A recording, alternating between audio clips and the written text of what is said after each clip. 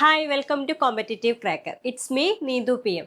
അപ്പോൾ നമുക്കിന്ന് SSCയുടെ അതായത് നമ്മുടെ SSC എക്സാം ഏറ്റവും സീരിയസ് ആയിട്ട് നമ്മൾ അറ്റൻഡ് ചെയ്യുക, സെൻട്രൽ ഗവൺമെൻറ്റിൻ്റെ ഏറ്റവും നല്ല പൊസിഷൻ, അതായത് നമ്മൾ ആഗ്രഹിക്കുന്ന രീതിയിൽ ഒരു ലൈഫ് ഒരു സക്സസ്സിലേക്ക് എത്താൻ പറ്റിയ ഒരു എക്സാമാണ് SSC എക്സാംസ്. അപ്പോൾ അതിൻ്റെ അതിൽ നിരവധി ഓപ്പർച്യൂണിറ്റീസാണ് നമുക്കുള്ളത്. അപ്പോൾ അതുമായി ബന്ധപ്പെട്ട് നമുക്ക് കുറച്ച് ക്വസ്റ്റ്യൻസ് ഇന്ന് പരിചയപ്പെടാം. ഏതൊക്കെ മേഖലകളിൽ, എക്കണോമിക്സിൽ നിന്ന് ഏതൊക്കെയാണ് പ്രധാനപ്പെട്ട PYQs, അതുമായി ബന്ധപ്പെട്ട ഏരിയാസ് ഒക്കെ നമുക്ക് നോക്കാം. അപ്പോൾ നമ്മുടെ കോമ്പറ്റേറ്റീവ് ക്രാക്കറിൻ്റെ app, competitive cracker learning app ഇതുവരെ ഡൗൺലോഡ് ചെയ്തിട്ടില്ലാത്തവർ എന്ത് ചെയ്യുക, എത്രയും പെട്ടെന്ന് ഡൗൺലോഡ് ചെയ്യുക. നമ്മുടെ ആപ്പിൽ എല്ലാ കോമ്പറ്റേറ്റീവ് എക്സാംസുമായി ബന്ധപ്പെട്ട ഫ്രീ മോക്ക് ടെസ്റ്റ് അവൈലബിൾ ആണ്, മോഡൽ എക്സാംസ് അവൈലബിൾ ആണ്, PYQs അവൈലബിൾ ആണ്. അത് മാത്രമല്ല, ഇതൊക്കെ നമ്മൾ ചെയ്യുമ്പോൾ നമുക്ക് നമ്മുടെ റാങ്കിങ്, നമ്മുടെ റാങ്ക്സ് എന്ത് ചെയ്യും, ആപ്പിൽ നമുക്ക് കാണാൻ പറ്റുന്നുള്ളതാണ് ഏറ്റവും വലിയ, അതായത് നിങ്ങൾക്ക് ഫ്രീ ആയിട്ട് അത് ലഭിക്കുന്നു എന്നതാണ് ഏറ്റവും വലിയ പ്രത്യേകത. അപ്പോൾ എല്ലാ കോമ്പറ്റേറ്റീവ് എക്സാംസിൻ്റെയും ഗവൺമെൻറ് നടത്തുന്ന എല്ലാ സെൻട്രൽ ഗവൺമെൻറ്റിൻ്റെ SSC തുടങ്ങി PSCയുടെ എല്ലാ എക്സാംസിൻ്റെയും മോഡൽ ക്വസ്റ്റ്യൻസ്, PYQs, MCQs ഒക്കെ നിങ്ങൾക്ക് ഇതിനകത്ത് ചെയ്ത് നോക്കാം. നിങ്ങളുടെ റാങ്ക് അറിയാം. അപ്പോൾ നിങ്ങളുടെ ഏത് ഏരിയ ആണ് നിങ്ങൾ ലാക്ക് ചെയ്യുന്നത് അത് മനസ്സിലാക്കിയിട്ട് നിങ്ങൾക്കത് പ്രിപ്പയർ ചെയ്യാം. അപ്പോൾ കൂടുതൽ ഇഫക്റ്റീവായിട്ട് പ്രിപ്പയർ ചെയ്യാൻ എന്ത് ചെയ്യുക, എത്രയും പെട്ടെന്ന് നമ്മുടെ ആപ്പ് ഗൂഗിൾ പ്ലേ സ്റ്റോറിലും അതുപോലെ തന്നെ ആപ്പ് സ്റ്റോറിലും ലഭ്യമാണ്. എത്രയും പെട്ടെന്ന് ഡൗൺലോഡ് ചെയ്ത് എന്ത് ചെയ്യുക, പഠിക്കാൻ ആരംഭിക്കുക. ഓക്കെ, അപ്പോൾ നമുക്ക് ഇന്ന് SSCയുടെ കുറച്ച് പ്രധാനപ്പെട്ട എക്കണോമിക്സിലെ കുറച്ച് പ്രധാനപ്പെട്ട ക്വസ്റ്റ്യൻസ് നമുക്ക് നോക്കാം. The CSO adopted the concept of gross value added in. എപ്പോഴാണ് central statistical office gross value added adopt ചെയ്തത്? ജാനുവരി 2017, ജാനുവരി 2015, ജാനുവരി 2013, ജാനുവരി 2012. ഏത് ഡേറ്റിലാണ്? എപ്പോഴാണ്? January 2015 January 2015 gross value added എന്ത് ചെയ്തിട്ടുള്ളത്? CSO അഡോപ്റ്റ് ചെയ്തിട്ടുള്ളത്. അപ്പോൾ നമുക്ക് സെൻട്രൽ സ്റ്റാറ്റിസ്റ്റിക്കൽ ഓഫീസാണ് നാഷണൽ ഇൻകം കാൽക്കുലേറ്റ് ചെയ്യുന്ന ഏജൻസി എന്നറിയാം. പിന്നെയോ നാഷണൽ ഇൻകം കാൽക്കുലേറ്റ് ചെയ്യുന്ന ഏജൻസി എന്ന് പറയുന്നത് സെൻട്രൽ സ്റ്റാറ്റിസ്റ്റിക്കൽ ഓഫീസാണ്. അപ്പോൾ സെൻട്രൽ സ്റ്റാറ്റിസ്റ്റിക്കൽ ഓഫീസ് ജാനുവരി 30, 2015 എന്ത് അഡോപ്റ്റ് ചെയ്തിട്ടുള്ളത്? നാഷണൽ ഇൻകം കാൽക്കുലേഷനിലേക്ക് GVA ആഡ് ചെയ്തിട്ടുള്ളത്. അപ്പം നാഷണൽ ഇൻകം കോൺസെപ്റ്റുമായി ബന്ധപ്പെട്ട, നാഷണൽ ഇൻകവുമായി ബന്ധപ്പെട്ട ഡിഫറെൻറ്റ് കോൺസെപ്റ്റ്സ് ഉണ്ട് അല്ലേ? ഏതൊക്കെയാണത്? GDP ഉണ്ട്, GNP, NNP, NDP, പിന്നെ ഇതിൻ്റെയൊക്കെ എന്തുണ്ട്, മാർക്കറ്റ് പ്രൈസിലും പറയും, അതുപോലെ തന്നെ ഫാക്ടർ കോസ്റ്റിലും പറയും. മാർക്കറ്റ് പ്രൈസിലും പറയും, ഫാക്ടർ കോസ്റ്റിലും പറയും. അപ്പം ഇതൊക്കെ നമ്മൾ എന്ത് ചെയ്യണം, പഠിച്ചു വെക്കണം. അപ്പം GVA നമ്മളിവിടെ അഡോപ്റ്റ് ചെയ്ത് GVA ഗ്രോസ് വാല്യൂ ആഡഡ് എന്ന് പറഞ്ഞാൽ എന്താണ്? ഗ്രോസ് വാല്യൂ ആഡഡ് എന്ന് പറഞ്ഞാൽ എന്താണ്?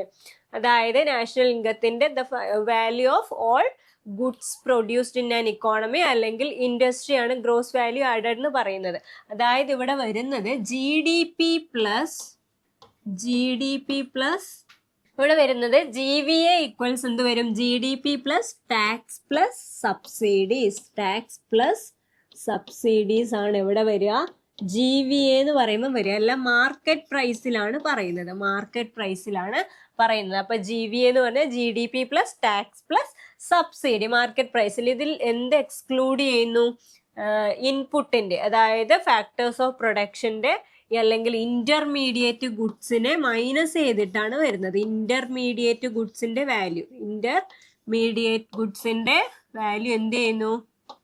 മൈനസ് ചെയ്യുന്നു, എക്സ്ക്ലൂഡ് ചെയ്യുന്നു. കാരണം എന്താണ്? Double counting. നാഷണൽ ഇൻകത്തിൽ ഡബിൾ കൗണ്ടിങ് ഒഴിവാക്കുക, അതായത് 2 പ്രാവശ്യം ഒരേ ഗുഡ്സ് ആഡ് ചെയ്യുന്നു. ഇന്റർമീഡിയറ്റ് ഗുഡ്സ്, അപ്പോൾ ഇന്റർമീഡിയറ്റ് ഗുഡ്സ് എന്ന് പറഞ്ഞാൽ എന്താണ്? ഇൻപുട്സ് അല്ലെ, ഒരു ഫൈനൽ പ്രൊഡക്റ്റ് ആക്കാൻ വേണ്ടി നമ്മൾ യൂസ് ചെയ്യുന്ന ഇൻപുട്സ്. അതും ഒരു പ്രൊഡക്റ്റ് ആണ് അല്ലെ. ആ പ്രൊഡക്റ്റ് ആണ് മറ്റൊരു പ്രൊഡക്റ്റ് ആക്കാൻ വേണ്ടി. ഇപ്പോൾ ഒരു മെഷീൻ ഉണ്ടാക്കാൻ വേണ്ടി അതിലൊരു സ്ക്രൂ വേണ്ടി വരുന്നു. അപ്പോൾ ആ സ്ക്രൂ എന്ന് പറയുന്നത് ഒരു പ്രൊഡക്റ്റ് ആണ്.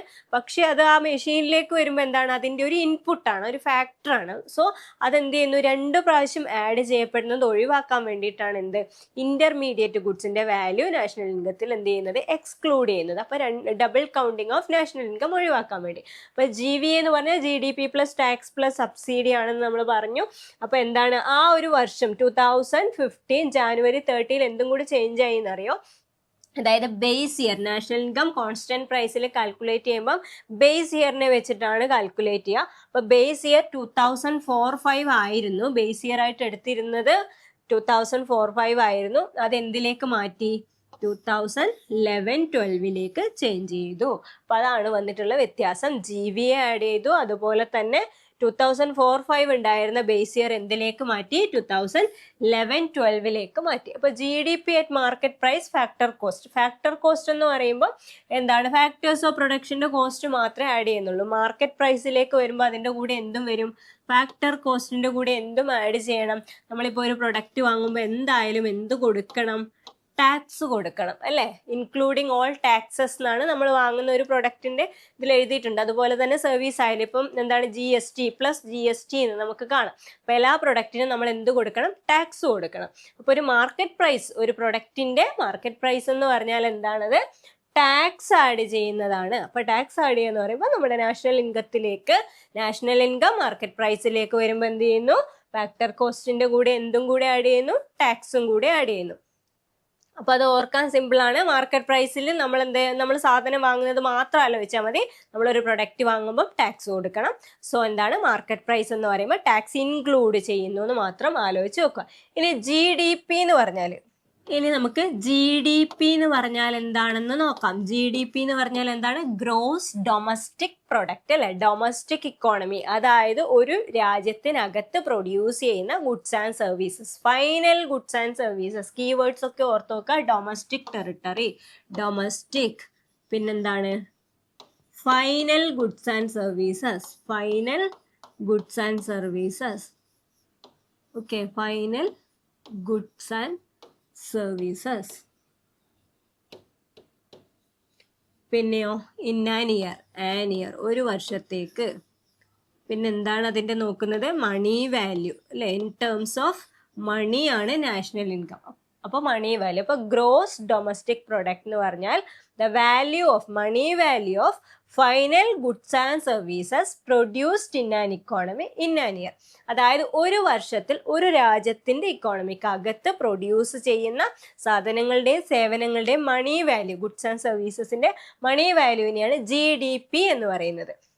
അപ്പൊ GDP എന്തോ ഒരു കാര്യം ആഡ് ചെയ്താൽ നമുക്ക് എന്ത് കിട്ടും, GNP കിട്ടും. GNP എന്ന് പറഞ്ഞാൽ എന്താണ്, ഗ്രോസ് നാഷണൽ പ്രോഡക്റ്റ്. അപ്പൊ നാഷണലിലേക്ക് വരുന്നു. അപ്പൊ നേഷന്റെ പ്രൊഡക്റ്റിൽ എന്തും കൂടി ആഡ് ചെയ്യണം, net factor income from abroad, net factor income from abroad. അതായത് നമ്മുടെ രാജ്യത്തേക്ക് വരുന്ന നമ്മുടെ ഇൻകം എന്ന് പറയുന്നത് നമ്മൾ ഇന്ത്യക്കകത്ത് പ്രൊഡ്യൂസ് ചെയ്യുന്നതിന്റെ മാത്രമല്ല അല്ലെ, നമ്മൾ പുറത്തു പോകും അല്ലെ, മറ്റു രാജ്യങ്ങളിൽ നിന്നുള്ള ഇൻകം ഇവിടെ എന്താണ്, ഇവിടെയുള്ള നമ്മുടെ ജനങ്ങൾ പുറത്ത് വർക്ക് ചെയ്യുന്നു, അതുപോലെ തന്നെ നമ്മൾ മറ്റ് കൺട്രീസ് ഇൻവെസ്റ്റ്മെന്റ് നടത്തുന്നു. അപ്പൊ അതിന്റെയൊക്കെ ഇൻകം നമുക്ക് എന്ത് വരും, നമ്മുടെ നാഷണൽ ഇൻകത്തിലേക്ക് വരും. അപ്പൊ അത് ആഡ് ചെയ്യുന്ന ഇൻകം ആണ് എന്ത്, GNP, ഗ്രോസ് നാഷണൽ പ്രോഡക്റ്റ് എന്ന് പറഞ്ഞാൽ എന്താണ്, GDPന്റെ കൂടെ എബ്രോഡിൽ നിന്നുള്ള ഇൻകവും കൂടെ ആഡ് ചെയ്യുമ്പോൾ അത് GNP ആയി.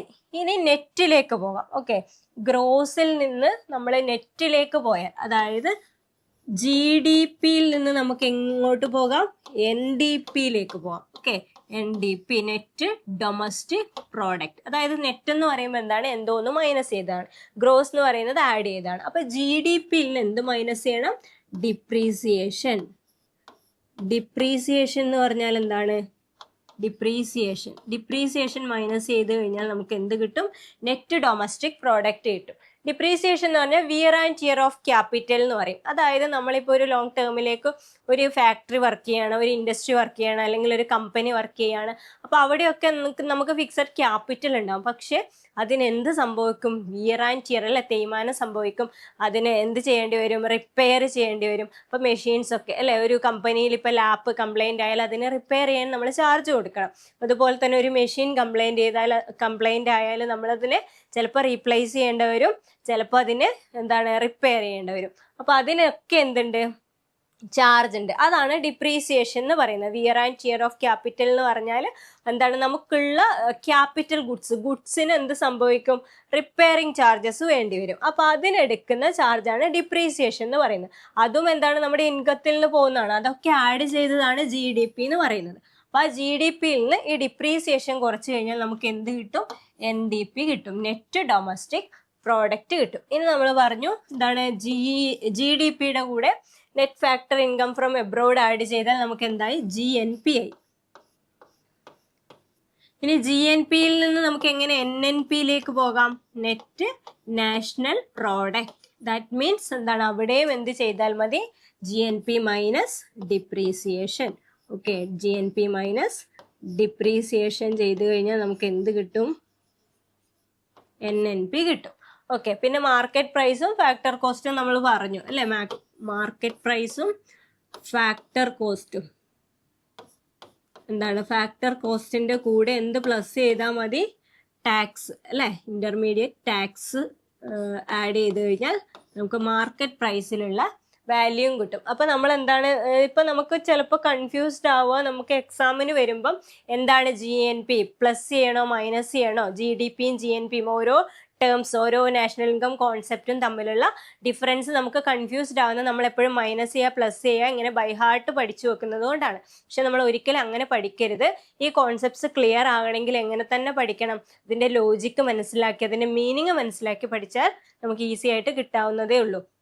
എപ്പോഴും അത് മാറിപ്പോന്നു എന്ന് പറയും. ഇപ്പൊ സ്കൂളിലൊക്കെ എടുക്കുമ്പോൾ കുട്ടികൾ അത് മാറിപ്പോന്നു എന്ന് പറഞ്ഞാൽ തെറ്റിക്കുന്നതിന്റെ പ്ലസ് ആണോ മൈനസ് ആണോ എന്നുള്ളതിന്റെ ഒരു പ്രധാനപ്പെട്ട കാരണം എന്ന് പറഞ്ഞാൽ ഇക്വേഷൻ ആയിട്ട് കാണാതെ പഠിച്ചു വെക്കുന്നതുകൊണ്ടാണ്. പക്ഷെ നമ്മൾ എന്ത് ചെയ്യുക, ഒരു കോമ്പറ്റേറ്റീവ് എക്സാമിന് പ്രിപ്പയർ ചെയ്യുമ്പോൾ എപ്പോഴും എന്ത് ചെയ്യുക, അതിന്റെ മീനിങ് മനസ്സിലാക്കി പഠിച്ചു കഴിഞ്ഞാൽ, ഇപ്പൊ മാർക്കറ്റ് പ്രൈസിലേക്ക് വരുമ്പോൾ ടാക്സ് ആണെന്ന് നമ്മൾ പറഞ്ഞു. GNP എന്ന് പറയുമ്പോൾ ഒരു രാജ്യത്തിന്റെ മൊത്തത്തിലുള്ള ഇൻകം എന്ന് പറയുമ്പോൾ നമ്മൾ നമ്മുടെ ലൈഫുമായിട്ട് കമ്പയർ ചെയ്ത് നോക്കിയാൽ മതി. നമ്മുടെ ഇൻകം എന്ന് പറയുന്നത് ഇപ്പൊ അധികം വീട്ടിലും എന്തുണ്ടാവും, എബ്രോഡ് വർക്ക് ചെയ്യുന്ന ഒരാൾ എന്തായാലും ഉണ്ടാവും അല്ലെ. അപ്പൊ അവിടെ നിന്നുള്ള ഇൻകം കൂടെ വരും. നമ്മൾ ഇവിടെ വർക്ക് ചെയ്യുന്നത് മാത്രമല്ല, ആ ഇൻകം കൂടെ ആഡ് ചെയ്തിട്ടാണ് നമ്മുടെ ഫാമിലിയുടെ ഇൻകം ആയിട്ട് വരുന്നത്.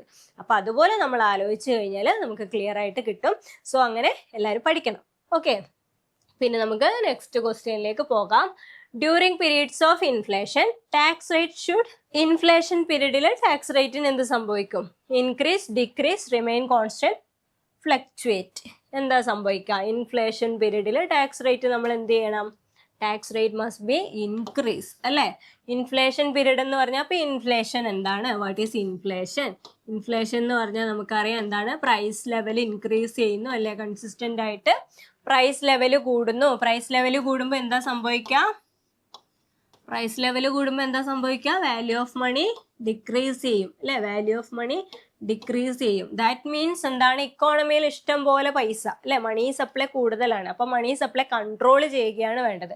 അപ്പൊ ഗവൺമെന്റ് മസ്റ്റ് ഇൻക്രീസ് ടാക്സ് അല്ലെ. ടാക്സ് റേറ്റ് കൂടുമ്പോൾ സ്പെൻഡ് ചെയ്യുന്നതിന്റെ അളവ് കുറയും, അതായത് മണി സപ്ലൈ കുറയും. മണി സപ്ലൈ കുറയ്ക്കാനുള്ള മെഷേഴ്സ് ആണ് ആ ടൈമിൽ ഗവൺമെന്റ് ആയാലും RBI ആയാലും എടുക്കുന്നത്. അപ്പൊ ഗവൺമെന്റ് എടുക്കുന്ന ഒരു എഫേർട്ടാണ് എന്ത്, ടാക്സ് റേറ്റ് ഇൻക്രീസ് ചെയ്യുക എന്നുള്ളത്. അപ്പൊ ടാക്സ് റേറ്റ് ഇൻക്രീസ് ചെയ്യുമ്പോൾ എന്താണ്, മണി സപ്ലൈ ഇക്കോണമിയിലേക്ക് വരുന്നത് കുറയും. അപ്പോഴെന്താണ്, ഇൻക്രീസ് ചെയ്യാണ്. ഇനി ഇതുമായി ബന്ധപ്പെട്ട് ഇൻഫ്ലേഷനുമായി ബന്ധപ്പെട്ട് നമ്മൾ എന്തൊക്കെ മനസ്സിലാക്കിയിരിക്കണം, ഇൻഫ്ലേഷൻ എന്ന് പറയുമ്പോൾ എന്താണ്, ആ ടൈമിൽ എന്താണ്, ഇൻഫ്ലേഷൻ കൺട്രോൾ ചെയ്യാൻ മെയിൻ ആയിട്ടും മണി സപ്ലൈ കൺട്രോൾ ചെയ്യണം. അപ്പൊ മണി സപ്ലൈ കൺട്രോൾ ചെയ്യണമെങ്കിൽ അതുമായി ബന്ധപ്പെട്ട ആക്ഷൻസ് ആരെടുക്കും, RBI അല്ലെ.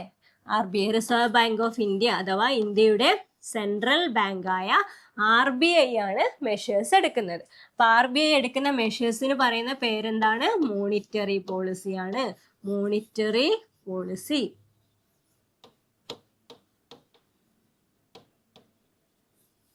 ഓക്കെ, അപ്പൊ RBIയുടെ മോണിറ്ററി പോളിസിയിൽ എന്തൊക്കെ വരും, അപ്പൊ ക്വാണ്ടിറ്റേറ്റീവ് മെഷേഴ്സ് വരും, ക്വാളിറ്റേറ്റീവ് മെഷേഴ്സ് വരും. quantitative measures and qualitative measures.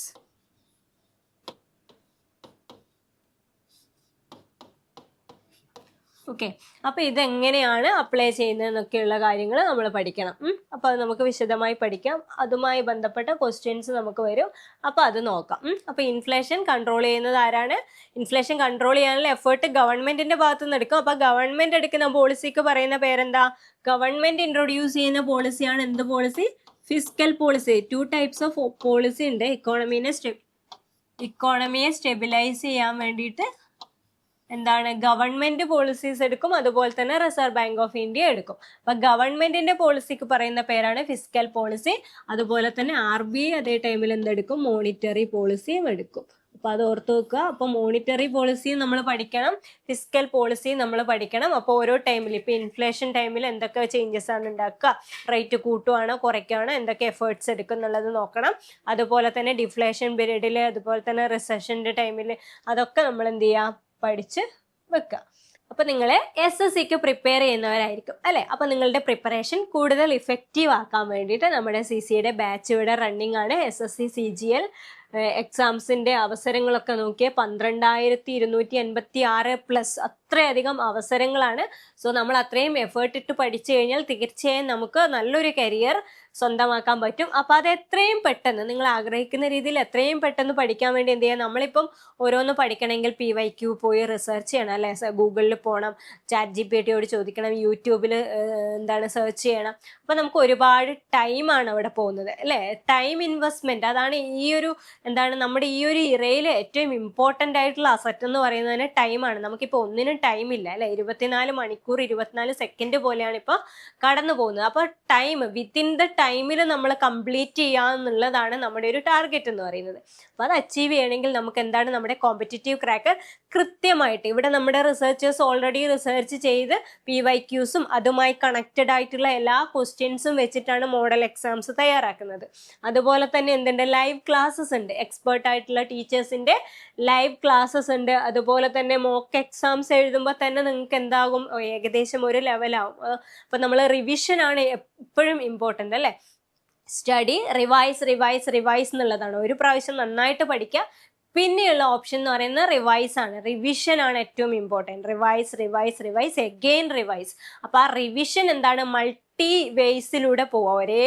ഒരേപോലെ നമ്മൾ ഇപ്പോൾ ഒരു കാര്യം പഠിച്ചു, ഇനി റിവിഷൻ എന്ന് പറഞ്ഞിട്ട് എന്താണ് വീണ്ടും അത് തന്നെ വന്ന് പഠിക്കുന്നതല്ല റിവിഷൻ. ഓക്കെ, അത് ബോറിംഗ് ആണ് അല്ലേ, നമുക്ക് ഓൾറെഡി അറിയാലോ, നമ്മൾ പലതും സ്കിപ്പ് ചെയ്തു പോകും. അപ്പൊ അതല്ല, മെത്തേഡ്സ് മാറ്റുക എന്നുള്ളതാണ്. അപ്പൊ അതാണ് നമ്മുടെ എന്താണ് ബാച്ചിൽ ഇവിടെ പ്രൊവൈഡ് ചെയ്യുന്ന മോക്ക് എക്സാംസ്, അതുപോലെ തന്നെ MCQs, daily MCQs, live classes. പിന്നെ ഏറ്റവും ഇമ്പോർട്ടൻ്റ് ആയിട്ടുള്ളത് എന്താണ്, നമുക്കൊരു മെൻറ്റർ വേണം എന്നുള്ളതാണ് അല്ലെ. ആ മെൻറ്റർഷിപ്പ് സപ്പോർട്ടും നമ്മളിവിടെ പ്രൊവൈഡ് ചെയ്യുന്നുണ്ട്. അപ്പോൾ മെൻറ്ററിൻ്റെ സപ്പോർട്ടിൻ്റെ ആവശ്യം എന്താണ്, നമ്മളിപ്പം ഒറ്റയ്ക്ക് വേണമെങ്കിൽ പഠിക്കാം അല്ലെ. ഒറ്റയ്ക്ക് പഠിക്കുമ്പോൾ ചില പോയിന്റിൽ നമ്മൾ എന്താവും, നമ്മൾ വീക്കായി പോകും. അപ്പം നമുക്ക് അവിടെ ഒരു സപ്പോർട്ട് വേണം. അപ്പോൾ ഒരു മെൻറ്ററിൻ്റെ സപ്പോർട്ട് കൃത്യമായിട്ട്, അതായത് ഈ മേഖലയിൽ തന്നെയുള്ള ഒരാൾ നമ്മളെ സപ്പോർട്ട് ചെയ്യുന്നതും അല്ലാത്ത ഒരാൾ സപ്പോർട്ട് ചെയ്യുന്നതും ഡിഫറെൻ്റ് ആണ് അല്ലേ. അപ്പോൾ ഈ മേഖലയിൽ തന്നെ നമ്മുടെ എന്താണ് SSCയുമായി ബന്ധപ്പെട്ട ഒരു മെൻറ്റർ ഉണ്ടാകുമ്പോൾ അതുമായി വേണ്ടുന്ന സപ്പോർട്ട് നിങ്ങൾക്ക് കൃത്യമായി കിട്ടും.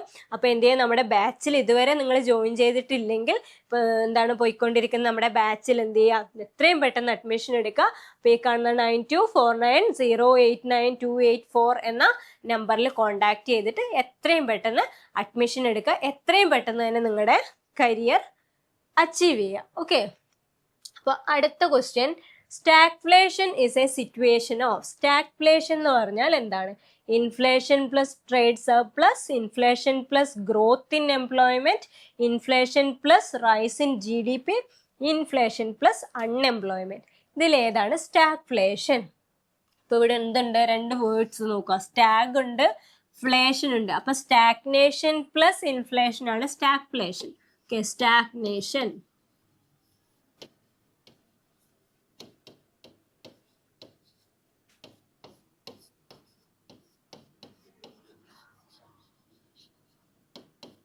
സ്റ്റാഗ്നേഷൻ പ്ലസ് ഇൻഫ്ലേഷൻ ആണ് എന്ത്, സ്റ്റാഗ്ഫ്ലേഷൻ എന്ന് പറയുന്നത്. അപ്പൊ സ്റ്റാഗ്നേഷൻ പറഞ്ഞാൽ എന്താണ്, എല്ലാം സ്റ്റാഗായി പോവുക അല്ലെ, സ്റ്റോപ്പായി പോവുക. അപ്പൊ എന്താണത്, ഇൻഫ്ലേഷൻ പ്ലസ് അൺഎംപ്ലോയ്മെന്റ് ആണ് അല്ലെ. ഒരു എന്താണ്, ഒരു വല്ലാത്തൊരു സിറ്റുവേഷൻ ആയിപ്പോയി അല്ലെ. ഇൻഫ്ലേഷൻ എന്ന് പറയുമ്പോൾ എല്ലാത്തിനും പ്രൈസ് കൂടുന്ന അവസ്ഥ. അൺഎംപ്ലോയ്മെന്റ് എന്ന് പറയുമ്പോൾ നമുക്ക് ജോലി ഇല്ലാതാകുമ്പോൾ പൈസ ഇല്ല. അപ്പൊ എല്ലാ സാധനങ്ങൾക്കും പൈസ, നമ്മുടെ കയ്യിൽ പൈസ ഇല്ല. അപ്പൊ അതൊരു വല്ലാത്ത ഇക്കണോമിക് സിറ്റുവേഷൻ ആണ് എന്ത്, സ്റ്റാഗ്ഫ്ലേഷൻ എന്ന് പറയുന്നത്. സ്റ്റാഗ്നേഷൻ പ്ലസ് ഇൻഫ്ലേഷൻ, അതായത് മണി ഫ്ലോ ഒന്നും കൃത്യമായിട്ട് നടക്കാത്ത അവസ്ഥ. ഇൻഫ്ലേഷൻ, ഇക്കോണമിയിൽ എല്ലാത്തിനും പ്രൈസ് കൂടുന്നു, പക്ഷെ അൺഎംപ്ലോയ്മെന്റും. 2 വേഴ്സ്റ്റ് സിറ്റുവേഷൻ കൂടി ചേർന്നതിനെയാണ് എന്ത് പറയുക, സ്റ്റാഗ്ഫ്ലേഷൻ എന്ന് പറയുക. അപ്പൊ ഇൻഫ്ലേഷൻ പ്ലസ് അൺഎംപ്ലോയ്മെന്റിനെയാണ് സ്റ്റാഗ്ഫ്ലേഷൻ എന്ന് പറയുക. അപ്പൊ ഇതുമായി ബന്ധപ്പെട്ട് ഇപ്പോൾ ഇൻഫ്ലേഷൻ അൺഎംപ്ലോയ്മെന്റ് ഒക്കെയുള്ള ഫിലിപ്സ് കർവ് ഏറ്റവും ഇമ്പോർട്ടൻ്റ് ആയിട്ടുള്ളതാണ് ഫിലിപ്സ് കർവ്. അപ്പോൾ ഫിലിപ്സ് കർവ് എന്താണെന്നൊക്കെ ഉള്ളത് എന്ത് ചെയ്യാം, നമ്മൾ പഠിച്ചു വെക്കേണ്ടതുണ്ട്. മോഡേൺ ഫിലിപ്സ് കർവും കാര്യങ്ങളൊക്കെ ഉണ്ട്. ഗ്രാഫ് എങ്ങനെയാണ് അതൊക്കെ നമുക്ക് പിന്നീട് ഡീറ്റെയിൽ ആയിട്ട് പഠിക്കാം. ഓക്കെ, അടുത്ത question, what type of unemployment is predominantly observed the agriculture sector of India where more people are working than actually required? നമുക്ക് ഏത് ടൈപ്പ് ഓഫ് അൺഎംപ്ലോയ്മെന്റ് ആണ്? എന്താണ്, ജോലി ഉണ്ട് പക്ഷെ എന്താണ് situation, more people are working അല്ലെ. എത്രയാണ് ഇപ്പോൾ ഒരു കമ്പനിക്ക് 1000 ജോലിക്കാർ മതിയെങ്കിൽ 1500 പേര് വർക്ക് ചെയ്യുന്ന അവസ്ഥ. കാരണം എന്താണ്, ആ ഇൻകം അവിടെ ഡിവൈഡ് ചെയ്ത് പോവാണ് ചെയ്യുന്നത്. ഇപ്പോൾ ഒരാൾക്ക് 25,000 കിട്ടേണ്ടടുത്ത് എത്ര കിട്ടുന്നുള്ളൂ, 10,000 കിട്ടുന്നുള്ളൂ. കാര്യമുണ്ടോ? ഇല്ല അല്ലേ. അപ്പോൾ അത്രയും ആൾക്കാരിലേക്ക് അത് ഡിവൈഡ് ചെയ്ത് പോകുന്നു. കമ്പനിയുടെ ഔട്ട്പുട്ടിന് വ്യത്യാസമൊന്നുമില്ല. അപ്പോൾ അവിടെ 1000 ആൾക്കാർ ജോലി ചെയ്താലും 1500 ആൾക്കാർ ജോലി ചെയ്താലും സെയിം ഔട്ട്പുട്ടാണ് ഉണ്ടാകുന്നത്. ഔട്ട്പുട്ടിൽ ഒരു ചേഞ്ചും ഉണ്ടാകുന്നില്ല. അതിൽ 500 പേരെ അങ്ങ് മാറ്റിക്കഴിഞ്ഞാലും എന്താണ്, കമ്പനിയുടെ ഔട്ട്പുട്ടിന് ഒരു വ്യത്യാസവും വരുന്നില്ല. അപ്പോൾ അഗ്രികൾച്ചർ സെക്ടറിലാണ് ഇത് മെയിനായിട്ട് കാണുന്നത് അല്ലേ. ഒരുപാട് ആൾക്കാർ നമുക്കറിയാം ഓരോ സീസൺ അനുസരിച്ച് എന്താണ് ചെയ്യേണ്ട ആ വർക്കിൽ. ഇപ്പോൾ 10 പേര് ചെയ്താൽ, ഇപ്പോൾ ഒരു സ്ഥലത്ത് തേങ്ങ ഇടുന്നു, അപ്പോൾ തേങ്ങ പെറുക്കാൻ വേണ്ടിയിട്ട് ഒരു 2 പേര് മതിയെങ്കിൽ, ആ സ്ഥലത്ത് 2 പേര് മതിയെങ്കിൽ 4 ആൾക്കാർ ജോലി ചെയ്തോട്ടെ, പെട്ടെന്ന് അത് കഴിയുമല്ലോ. അപ്പോൾ 4 ആൾക്കാരെ കൊണ്ട് ജോലി ചെയ്യിപ്പിക്കുന്നു. പക്ഷെ ഔട്ട്പുട്ടിൽ വലിയ വ്യത്യാസമൊന്നും വരുന്നില്ല. അപ്പോൾ അതുപോലെയുള്ള സിറ്റുവേഷൻ, ആ ഒരു അൺഎംപ്ലോയ്മെന്റിന് പറയുന്ന പേരെന്താണ്? സ്ട്രക്ചറൽ ആണോ, ഡിസ്ഗൈസ്ഡ് ആണോ, ഫ്രിക്ഷണൽ ആണോ, സീസണൽ ആണോ? That is disguised unemployment. എന്താണ്, ആവശ്യത്തിൽ കൂടുതൽ, അതായത് മാർജിനൽ പ്രൊഡക്ടിവിറ്റി ഓഫ് ഔട്ട്പുട്ട് അല്ല, മാർജിനൽ പ്രൊഡക്ടിവിറ്റി ഓഫ് ലേബർ അവിടെ എന്തായിരിക്കും, 0 ആയിരിക്കും. കാരണം എന്താണ്, ഡിസ്ഗൈസ്ഡ് അൺഎംപ്ലോയ്മെന്റ് എന്ന് പറഞ്ഞാൽ ആവശ്യത്തിലധികം ആൾക്കാർ ജോലി ചെയ്യുന്നു. ഇനി അതുമായി ബന്ധപ്പെട്ട് സ്ട്രക്ചറൽ അൺഎംപ്ലോയ്മെന്റ് എന്ന് പറഞ്ഞാൽ എന്താണ്? സ്ട്രക്ചറൽ അൺഎംപ്ലോയ്മെന്റ് എന്ന് പറഞ്ഞാൽ എന്താണ്, ഒരു മിസ്മാച്ച് ആണ്. മിസ്മാച്ച് ബിറ്റ്വീൻ, എന്ത് മിസ്മാച്ച് ആണ്? Mismatch between skill and actual skill required in that sector. അതായത് ഒരു സെക്ടറിൽ വേണ്ട ആ ജോബിന് വേണ്ട സ്കില്ലും അതുപോലെ തന്നെ ആ ലേബറിനുള്ള സ്കില്ലും മിസ്മാച്ച് ആവുന്ന അവസ്ഥ. ഇപ്പൊ നമുക്ക് ടെക്നോളജി ഒക്കെ അപ്ഡേറ്റ് ആയി, അപ്പൊ അതിനനുസരിച്ച് നമ്മൾ അപ്ഡേറ്റ് ആയില്ലെങ്കിൽ നമ്മൾ അവിടുന്ന് റീപ്ലേസ്ഡ് ആയി പോകും. അപ്പൊ വേറൊരു രീതിയിൽ പറഞ്ഞാൽ ടെക്നോളജീനെ റീപ്ലേസ് ചെയ്യാം. ഓക്കെ, ലേബറിനെ മാറ്റിക്കൊണ്ട്, മാൻ പവറിനെ മാറ്റിക്കൊണ്ട് ടെക്നോളജിയെ റീപ്ലേസ് ചെയ്യും. ഇപ്പൊ 3 പേര് വർക്ക് ചെയ്തെടുത്ത് ഒരു സിസ്റ്റവും ഒരാളും ഉണ്ടെങ്കിൽ കാര്യങ്ങൾ കൃത്യമായിട്ട് നടക്കും. അപ്പൊ എന്താണ്, മാൻ പവറിനെ, ലേബറിനെ റീപ്ലേസ് ചെയ്ത് ടെക്നോളജി വരും. ഓക്കെ, അതിനെയാണ് എന്ത് പറയുക, സ്ട്രക്ചറൽ അൺഎംപ്ലോയ്മെന്റ് എന്ന് പറയാം. പിന്നെയോ ഫ്രിക്ഷൻ, അതായത് ഫ്രിക്ഷണൽ എന്ന് പറഞ്ഞാൽ ഒരു ഫ്രിക്ഷൻ ഉണ്ടാവുന്ന ഒരു കുറച്ച് സമയത്തേക്ക്. ഓക്കെ, നമ്മളിപ്പോൾ ഒരു ജോബ് ചെയ്തുകൊണ്ടിരിക്കുന്നു, അതിനിടയ്ക്കൊരു നമുക്കൊരു ഗ്രോത്ത് വേണം. അപ്പൊ നമ്മൾ ചേഞ്ച് ആക്കുന്നു, വേറൊരു പൊസിഷനിലേക്ക് നമുക്ക് മാറണം. അപ്പൊ ഇവിടെ നമ്മളൊരു ബ്രേക്ക് എടുക്കും. ഓക്കെ, ഇതിന്ന് റിലീവായിട്ട് അടുത്ത കരിയറിലേക്ക് പോകാനുള്ള ഒരു ബ്രേക്ക്, ഒരു ഷോർട്ട് പീരീഡ്. അപ്പോൾ ആ ഷോർട്ട് പീരീഡിൽ നമുക്ക് എന്തില്ല, ജോലിയില്ല, ഇൻകം ഇല്ല, സാലറി ഇല്ല. അപ്പോൾ ആ ഒരു പീരീഡിൽ നമ്മൾ അൺഎംപ്ലോയിഡ് ആണ്. അപ്പോൾ ആ ഒരു ഷോർട്ട് ടേം പീരീഡിൽ അൺഎംപ്ലോയ്മെന്റിന് പറയുന്ന പേരാണെന്ത്, ഫ്രിക്ഷണൽ അൺഎംപ്ലോയ്മെന്റ്.